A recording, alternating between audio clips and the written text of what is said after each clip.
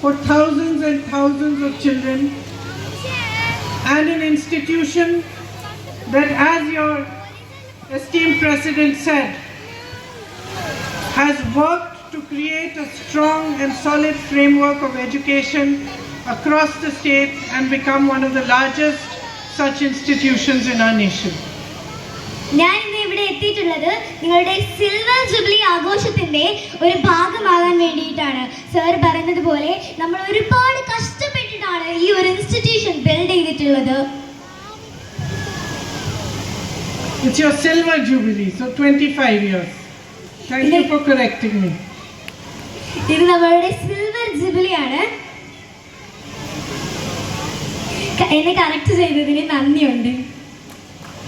So from when your school first started here 25 years ago to now, when you have 880 students coming here, not just from the nearby areas but from areas beyond, it is a massive achievement and I congratulate all of you for it.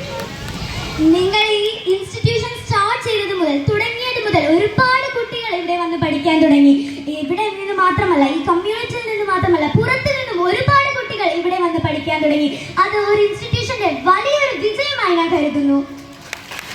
And I'm very happy also to have inaugurated or put the foundation stone for your Montessori block. ഞാൻ വളരെ സന്തോഷവതിയാണ്. ഞാൻ ഇത് inaugurate ചെയ്തിട്ടുണ്ട്. നമ്മുടെ Montessori ബ്ലോക്കിന്റെ inauguration കഴിഞ്ഞിരിക്കുന്നു. ഞാൻ ഒരുപാട് സന്തോഷവതിയാണത്. When I left college, I think at the age of 21 or 22, my first job was as a Montessori teacher. ഞാൻ എൻ്റെ കോളേജിൽ നിന്ന് ഇറങ്ങിയപ്പോൾ 21 വയസ്സ് എനിക്കുള്ളൂ. അപ്പോൾ എൻ്റെ ആദ്യത്തെ ജോലി എന്ന് പറയുന്നത് ഒരു മോണ്ടിസോറി ടീച്ചറായിരുന്നു, ഒരു അധ്യാപികയായിരുന്നു ഞാൻ.